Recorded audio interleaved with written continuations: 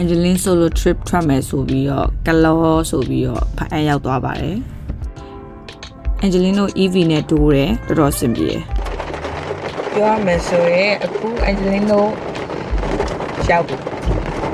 ဖတ်အပ်ဘယ်နာကိုရောက်နေလဲဆိုတော့တူလေးရဲ့အကြောင်းရောက်နေတာပေါ့နော်တူလေးကသူတငယ်ချင်းတွေကိုဂျီရိုနဲ့တော့ပေးရဲအဲ့ဒါကိုစောင့်နေရ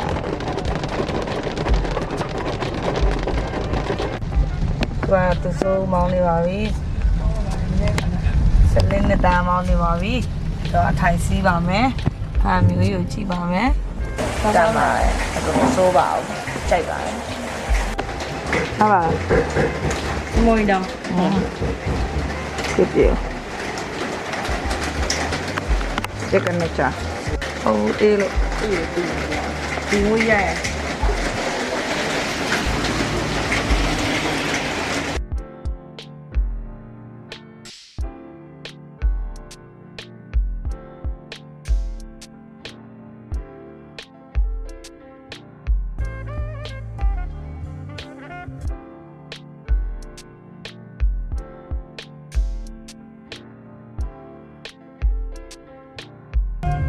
Angeline တို့ထုံးစံတိုင်း second round ထပ်စားပါတယ်။ဘာလို့လဲဆိုတော့ဈေးတော်လို့ပါ။အချိန်မှဆိုပြောရမယ်ဆိုရင်အငယ်ကောင်တော့ခေါ်တယ်။အကြီးကောင်နဲ့အတော်ကဒါပေမဲ့ဘာကြံခဲ့လဲဆိုဖုန်းမပါခဲ့ဘူးနဲ့ရပါ။အေးစေပဲစင်ပြေ။ပထမဆုံးကိုနှစ်သား free school မှာတော့ခေါ်ပါတယ်။ free school က3နာရီဆင်းနေပြောပါတယ်။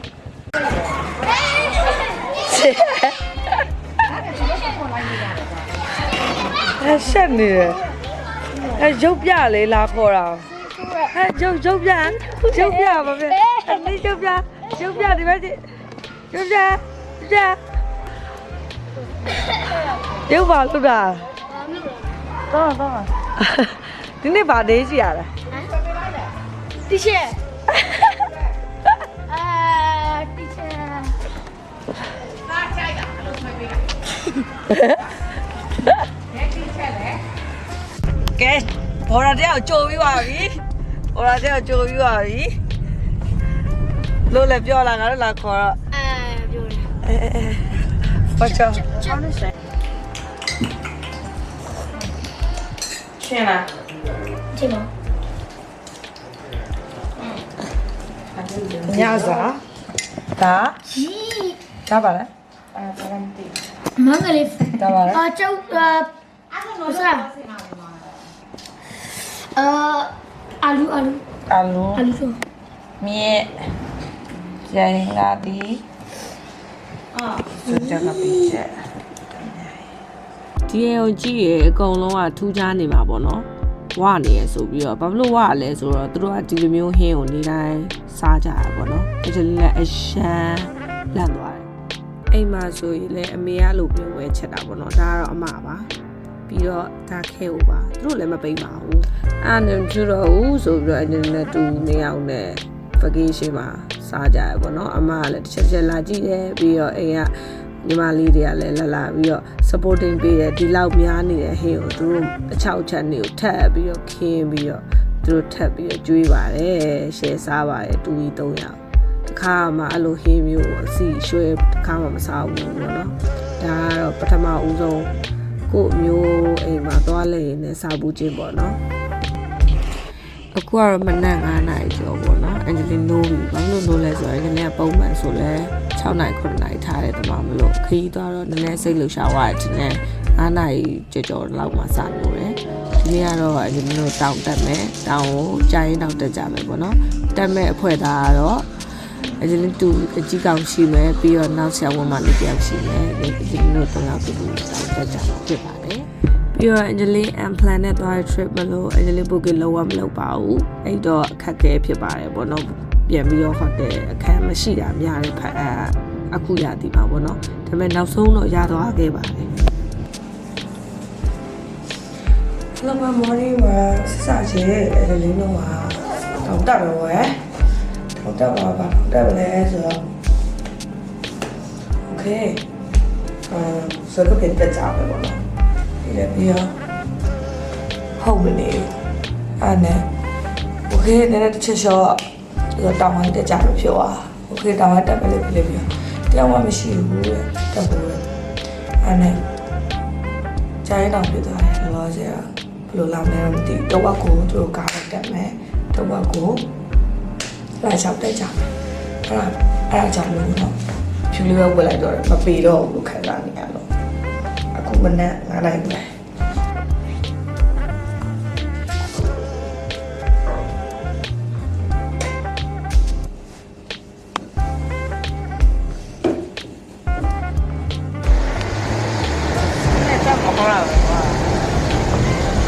တုံးနဲ့စီးနေမိုးရင်းဆိုတော့ထုံးစံအတိုင်းပဲအမှမြူရီအဲ့ဒါတော့အရင်လို့6နာရီဝန်းကျင်ရှိပြီကားနဲ့တဝက်စားတက်ပြီးတက်တော့လဲအမှလုံးဝအဲ့လိုမျိုးတွေရွေးတွေ့နေရအခုကျိုင်းတော့ခြေရောက်ပြီအပေါ်တက်မယ်ဘယ်လိုပဲလားပြီးရတရားဒီပဲအကောင်လုံးကဘန်းနာအကြိုင်းတောင်မှပေးသွားတာကျွန်တော်ပေးမသွားဘူးတဲ့ဒါကတော့ကြီးလိုက်မယ်ဆိုရင်ကားနဲ့တက်ပြီးတော့တဝက်ရှိနေရပါတော့ပြီးတော့အန်ဂျလင်းတူနဲ့တူတက်တယ်သူကနည်းနည်းဝိတ်များတော့သူ့ဆောင်ပြီးတော့တက်ကြတယ်ဒီနေရာလေးကတော်တော်မိုက်တယ်ဆိုတော့ဒီမှာသာဘာမမြင်ရလို့အပြင်မှာတော့မြင်ရတယ်ပေါ်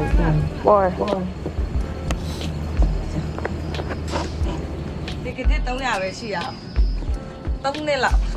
ရှာလို့ခံစားတယ်ရှမ်းမော်ရောက်တော့မယ်ပြီးရင်သူ့ရောက်တော့မယ်ဆိုပြီးချင်းထဲရသေးတယ်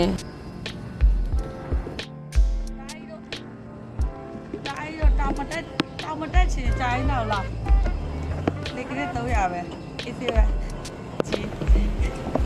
လေကနေ့300ပဲဆိုတော့တကယ်တမ်းပြောရရင်တော့ခဏလေးပါပဲနော်မောတလို့မောတလို့နဲ့မမောပါဘူး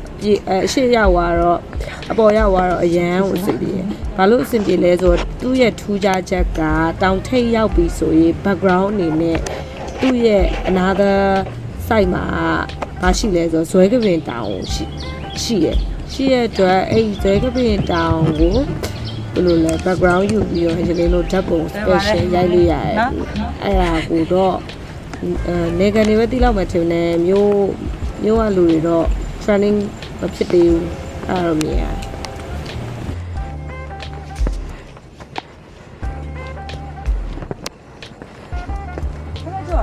ဖြစ်အောင်မလို့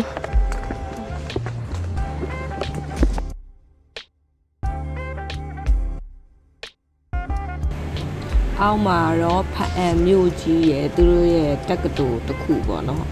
မိဝိုင်းပါတက္ကသိုလ်လည်းမသိဘူးအဲ့တက္ကသိုလ်တော့မြင်ရတယ်ဖအံမြို့လှတယ်ဘာလို့လဲဆိုတော့အစိမ်းရောင်တွေများလို့ကြိုက်တယ်အမိုက်တွေလည်းမရှိဘူးဒီဘက်ကြာရင်တောင်မှာပေါ့နော်တကယ်ကြိုက်တဲ့ view ကိုနောက်ဆုံးတော့ရသွားပါတယ်တောင်လည်းမတက်ချင်ဘူးဇွဲကပင်တောင်လည်းမင်းရင်နဲ့ background လှလေးနဲ့လည်း TikTok တို့ပါတော့ရိုက်ချင်တယ်ဆိုတော့လာလိုက်တော့အမောလေးတက်တာ feeling ကပါလဲဆိုတော့ဆိုအောင်အဆင်ပြေကြပါစက်ကုန်နေ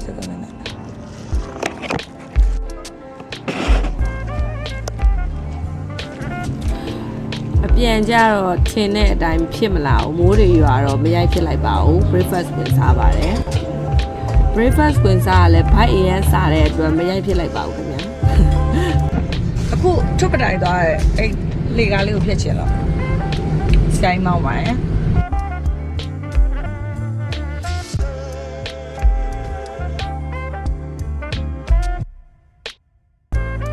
အဇောကပဲဦးရလားပရိဆောင်ရတော့ရခွင့်ရတယ်ဒီမှာတော့ဒါပါဇွဲကပဲလားအေးငါတို့တက်မယ်ပြောတောင်းရအကြီးပဲတော့အခုတောင်ပတ်လမ်းကိုလာတဲ့တစ်လျှောက်မှာအဲ့ဇွဲကပင်တောင်အကြီးကိုဒီ view ပေါ့နော်အဲ့ကနေမြင်ရတယ်အဲ့အောက်ကမြက်ခင်းနဲ့ model နဲ့ဓာတ်ပုံ share ရိုက်လို့ရတယ် ဒီကတော့တောင်ကြားလမ်းပေါ့နော်လူတွေပြောဓာတ်ပုံရိုက်နေကြနေရတောင်နေအများကြီးပဲအရှမ်းမိုက်တယ်တော်တော်ကြိုက်တယ်ဒါပေမဲ့မိုးရမ်းရွာတော့အန်ဂျလင်းတို့လည်းဓာတ်ပုံမရိုက်ဖြစ်ခဲ့ဒါပေမဲ့တောင်ကြားလမ်းရဲ့အနှစ်သာရကဘာလဲဆိုတော့တောင်နေကိုအခုလိုမျိုးအနီးကပ်နဲ့မြင်ရမယ်ပြီးတော့မိုးရင်းဖြစ်တဲ့အတွက်ထပ်ပြီးတော့တစ်ပင်တွေကများကြီးနဲ့လုံးဝလှတယ်ကွာမြန်မာပြည်နဲ့တော့တိတ်မတူဘူးလို့တော့ခံစားရတယ်အခုကတော့ထွတ်ပတန်ရောက်သွားပြီပေါ့နော်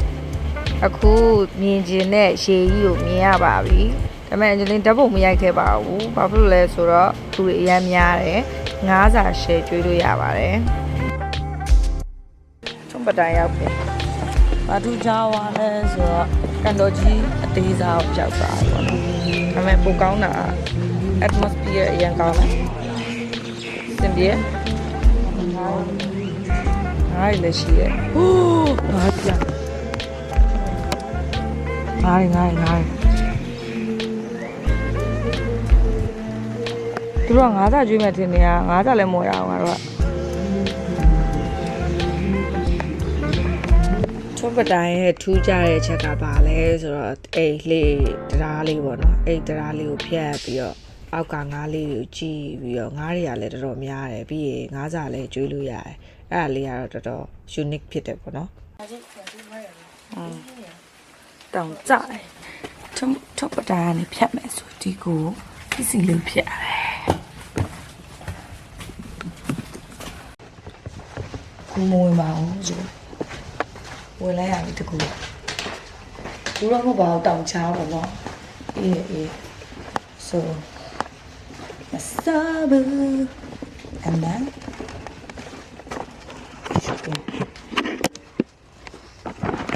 ပြီးနေလားဘိုင်ဆက်သွားလိုက်တော့ဒီဝါရိုးလေးကိုတွေ့မယ်ပြီးရင်သူကဘာကျွေးလဲဆိုတော့တက်လွတ်ထမင်း free ကျွေးရပေါ့နော်အဲ့တော့အန်ဂျလင်းတက်လွတ်ထမင်းဘလို့အရသာရှိလဲဆိုတာကိုသိကျင်လို့ကြိတ်ခဲ့ပါတယ်ရတာတော့ကရင်ရတာပါပဲပြုတ်လာလား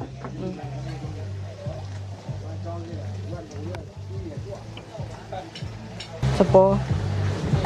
အဲ့စားမနေမယ်စားရပြီလားဟုတ်ဆောင်လားကျွန်တော်ကြည့်လိုက်တဲ့အချိန်မှာဘာပဲအဲ့ဒါမယူရရဒီမှာရှိတာဟုတ်တယ်သူပတိုင်ကနေအပြန်အင်ဂျင်လင်းတို့တောင်ကြားလန်းကနေဆက်သွားပြီးတော့အဲဇွဲကပင်တောင်ကို background ထားပြီးတော့စားလို့ရတဲ့ဒေါ်ထမင်းဆိုင်ရှိရဲ့အဲ့ဆိုင်တော်တော်ကောင်းတယ်နာမည်လေးကြီးရဲ့လူလည်းများတယ်ဒီမှာစားပါ Eva ကရင်တော်ထမင်းစားတော်ထမင်းစားကြပါမယ်ခင်ဗျာတောင်စီအောက်မှာရှိပါတယ်ခင်ဗျာအိုး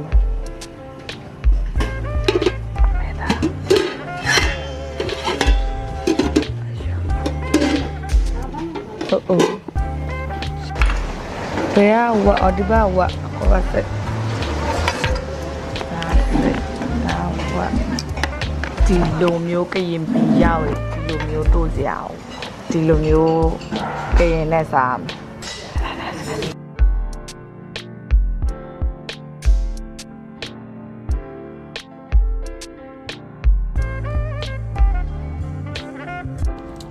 နေ့ကလည်းခရီးပန်းလာနဲ့အန်ဂျလင်းဒီနေ့ကတော့တနေ့ကုန်ပေါ့နော်နေ့လည်ကစပြီးညနေထိဟိုတယ်မှာအစ်စင်နာမယ်ကိုအောင်နေမယ်မိထိုင်းယူမယ်ဆိုပြီးတော့အန်ဂျလင်းယူလိုက်တယ်တကယ်လဲခရီးထွက်တယ်ဆိုတာလဲအန်ဂျလင်းလို့တယောက်တည်းသွားတယောက်တည်းနေချင်လို့ပေါ့နော်ဒါပေမဲ့မမျော်လင့်မနဲ့ကိုသွားတဲ့နေရာကိုမျိုးတွေရှိတဲ့နေရာဖြစ်လို့ဒါသူတို့နဲ့တွေ့စားကြတာပေါ့နော်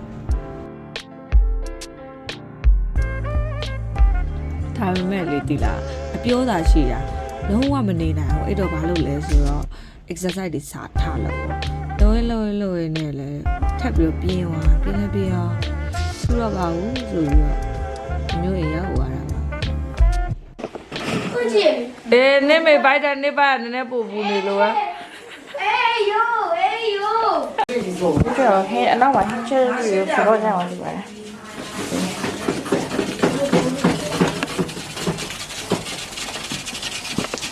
ဒါပါဟင်းလဲဒါပါဟင်းလဲဒါဒီအေးရှယ်စကနေရှာစီတဲ့ဘုံဟင်းပါ ဟော daily routine မှာညဘက်ကြရင်သမင်းဆက်စားကြပါတယ် ဒါကျွတ်တော်လေးနဲ့ Yes, I'm a consider onion. ဒါပဲဘာဟင်းချက်လဲဆိုတော့ဟင်းလေးလိုက်ကြအောင်ပြပါ တိုက်ကြမယ်တချို့တွေကြက်တချို့ရင်းတွေကြက်နေပါဒီမှာဒေါ်ပိုက်ချက်တယ်အင်ရှင်ချက်တယ်ငါဖဲငါစော အေးငါ့ကို ဒီကသုံးခွမျိုးอ่ะဘာလဲမသိပဇွန်ဟောပဇွန်ရောက် ဝါပို့ပြီးလိုက် ဒီက မဖဲကျော် ငါဖဲကျော်ဒါဟာလဲ ပိုးဒီတော့ အိုးဒီတော့ပါဒါကဒီအိမ်ရဲ့ဘာဖြစ်ဘယ်နဲ့ဝတ်နိုင်ရောဒီဝတ်ချတာစို့ ရှယ်ပါပဲ ရှယ်ပါပဲဒီကချက်လာတော့လိုက်ပါ ဝိုင်းနှုတ်ဆက်လိုက်ပါ ကိတ်ချောက်တင်နေရဒါကရကိတ်ချောက်တင်လို့ကိတ်ချောက်တင်နေရ ဆွန်ကြ ယောက်ျားကြီး ပြော ဒီရပဲပြတာအရှင်စိတ်ဆိုးတယ်အနောက်မှာရှိတယ် အေးအဲ့ဒါကြီးဆွဲတာကိုလူကြီးခေါ်တာ အိုးအိုး ဘာပါရမမသိဆုံးပါ ဒီမှာ တဲ့ရတယ်မလို့လေ ဒီလိုကတိလိုက်အယောင်တော့ပါလဲ မာကင်ပီနာ organic တွေပါ organic အပေါ် organic ငါအသားငါအကုန်မဆက်ပဲ organic ဟိုတက်လာတယ်လူကလာရအောင်မယ် အမယောက်ျားကိုပြောလိုက်အောင်ပြောခွားချိန်ထားတယ် တိုက်လို့ရပါတယ် ကိုလည်းပြီးတာလေလို့ အခုညလည်းကြည်ပါအောင်သူတို့ချက်ထားတဲ့ပုံစံပါစားကောင်းနေရော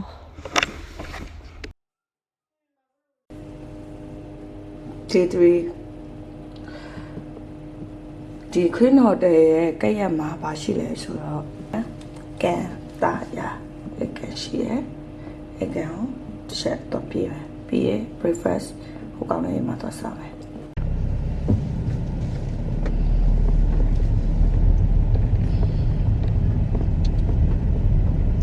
road to ကန်တာယာဒီလိုမျိုးကိုလိုက်တာနဲ့တန်းရောက်သွားတကယ်တော့လမ်းလျှောက်ပြီးလာလို့ရဟိုကောင်နေကကားနဲ့တော့မှာမလို့တန်းလေးဝေးမနီမဝေးဖြစ်တော့ just walk ရောက်သွားရှောက်သွားတဲ့ချိန်မှာချစ်တူလမ်းကြရောက်ပြီရအောင်ချက်မချစ်တူလမ်းကြ not bad မဆိုးပါအဲ့လိုမနက်ခင်းစောစောစီစီတကယ်တော့ဒီမှာမနက်ခင်းလမ်းလျှောက်တော်တော်ကောင်းပါအခုအိတ်ကန်အကြီးပဲကြီးလိုက်တာလမ်းလျှောက်တဲ့လူပြောင်းမရှိတော်တော်မိုက်ဝါတီဆွဲဖို့ရောက်ပြီတော့ဆွဲရမယ်အားရှိနေချက်ချင်းဟော ဒီမှာမဟုတ်ဘူးပြန်နေစားပြီးရတယ် ချက်ချက်ပြီးတော့ဒီအိမ်ရဲ့ routine ကမနက်ဆိုရင်သူတို့အဲ့လိုမျိုး breakfast လုပ်စားကြတယ်နေ့လယ်ကြတော့ပြင်မာပဲစားကြတယ်ဘာလို့ဆိုတော့စေကန်းဖွင့်တာမလို့ညနေညကြတော့ပုံမှန်တိုင်း share ချက်စားကြတယ် homemade ဘာလို့ဆင်းနေကျွေးတယ် ဟာလား တုံးဘယ်လိုပေါ့အဲ့ဒီကိုယူခေါ်လာလိုက်သူဒီလာတဲ့ဒီလိုဖြစ်တာမနေ့တော့ဘာဖြစ်လို့မလို့ကိုပြောတာအမလေးပြီးထွက်ခေါ်လိုက်မတို့လာလိုက်ပြီးသွား နောက်ပဲ ကာမလို့မပါနဲ့ ဒီမှာပေါ့နော်ကျမတို့ရဲ့ရှမ်းခေါက်ဆွဲလေးရဖြစ်ယူရှင်းလုံးမခက်ခဲတဲ့ညနဲ့အင်တာမရတာရှိတယ် ဒီဝေကူယုံရှင်းပါလေကားဘိန်းပါသွားလို့ စေးတော့ကိုကြံ့လာလား အေးလို့တတွေတချမ်းကြံ့တော့မစိတ်ကလေးအားကြီးရှိပါ ဟောတကယ်ချင်းတော့ဝယ်ပြီးသွားပြီဆိုတော့ဒီမှာဖောက်မှု ဘာဖြစ်နေလဲသူကတော့လွယ်လေတော့ကြိတ်ရမ်းလို့ကျအဝါပေါက်တယ်လိုချင်တဲ့တကူပါပေါ့ဟုတ်တယ်ဗလားဟုတ်တယ်ကိုလူကနာကိုရအဲ့တော့အစ်စ်လေးရပြီ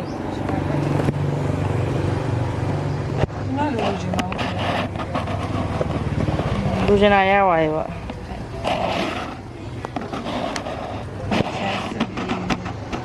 တော့ကြိုက်တယ်ချက်ဖို့ကြိုက်တယ်စားကြိုက်တယ်ခဏနေရသေးပြန်ကိုသွားမှာမလို့စီသွားပြေးကြပါတယ်ရတယ်ရိုက်ပြီးရမလားကင်မရာပြုတ်ကြမှာနော်ဟုတ်တယ်ပြုတ်ကြပြန်ကောက်လို့ရနန်းစကောမှာ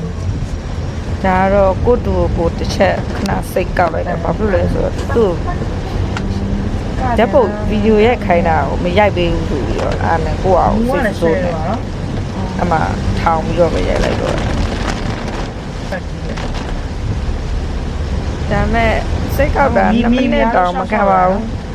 သူစကားပြောတော့လေ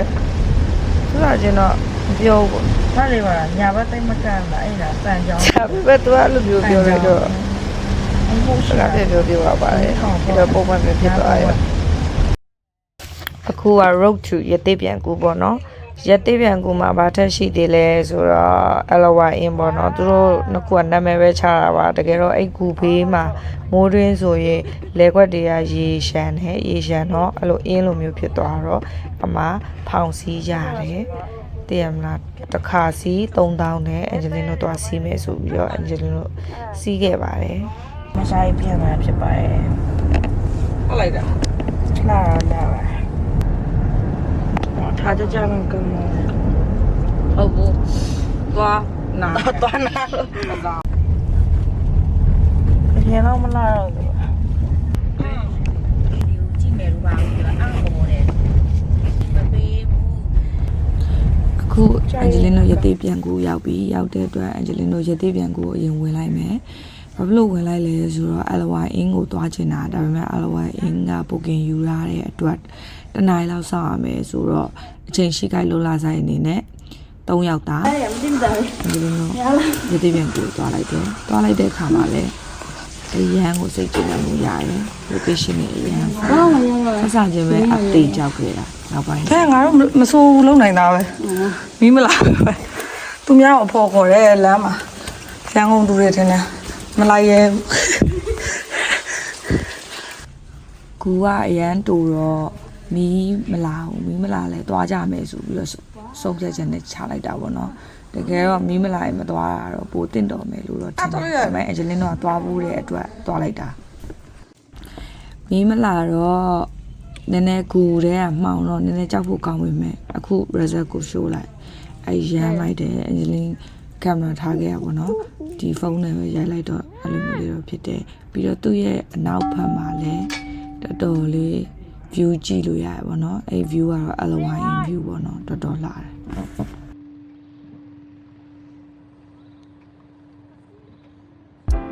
ဘယ်လိုခံစားရလဲလဲဗီဒီယိုရိုက်လိုက်ရတယ်အဲ့တော့ TikTok မှာတင်လို့ရတယ်ဘူးဖောင်တော့ရှင်းတယ်ဟုတ်တယ်နှစ်နာရီလောက်စောင့်အောင်မယ်ဆိုလို့လေထူတော့ဆိုတော့ဂူသွားတက်လိုက်တယ်မှန်ပါလားခိုင်းရတော့ကျွန်တော်ပါအဲ့တော့လုံးဝစောင့်စရာမလိုပဲနဲ့ easy coffee တောက်ခဲ့ပါတယ်ဖောင်ပေါ်မှာ after that သူတို့ဓာတ်ပုံရိုက်တဲ့တနေရာရှိရဲ့အဲ့နေရာ view ကတော့ so cool ပြီးတော့ Angeline အမှတွေ့လာ helicopter ပုံစံမျိုးစောက်ထားတဲ့ဘုံကြီးကြောင်အရန်ထူကြလို့ခုမှမြင်ဘူးလို့ရိုက်ခဲ့ဖအံရောက်ရတော့ဒူရင်ဒီယာစားမှာပဲမစားရင်နောင်တရမယ်ဈေးတော်ဆုံးနဲ့ bike ကားအောင်စားခဲ့ရအောင်အချင်းချင်းတို့တသိန်းမပြေတော်တော်စားကောင်းတယ်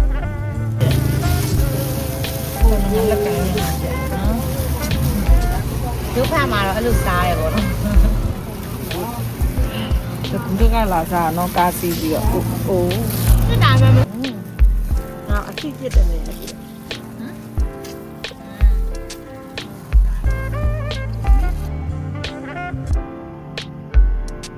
ဒါကတော့သွားကိုသွားရမယ်ဖတ်အဲညစီပေါ့နော်အမအန်ဂျလင်းကစားတယ်အစုံထက်3000 ဒီကြောင့်ဘူး အန်ဂျလင်းတူတို့တွေကတော့တည့်ရတိုင်းတစ်ခါဆွဲရပါ4ချောင်း5ချောင်းတော့သူဆွဲတယ်650သူစင်ပြေတယ် ငါဘယ်နှမိနစ်နဲ့စားရလဲ 5 မိနစ် ဟာโอเคကျု အဲ့ဒါပြီးရတယ်ရှည်သွားကူတယ်သူတို့နှစ်ယောက်ဖူးကူရတယ်သူတို့ချစ်တယ်အိတ်ကပိုက်ရှည်ကအန်ဂျလင်းမဲ့ပေးရတယ်4000ပဲဒါပေမဲ့ရန်ကုန်နဲ့တခြားစီပဲရှယ်ကူ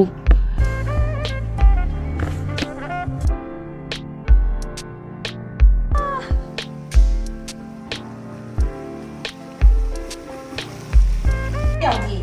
အဲ့ဒီထုံးနေယူကိုပြောတော့တို့အဲ့ဒါဥစားအမေအဲ့ဒီအမားလို့စီးတယ် ကိုရီအမသူကစုံ6000ဘူးကြောက်စရာကြောက်စရာမစားပြတောင်းအမလို့ အားမတော့အဲ့ဒါဝါစာထုတ်နေတာ တော့အဲ့ဒါစားပြ อืม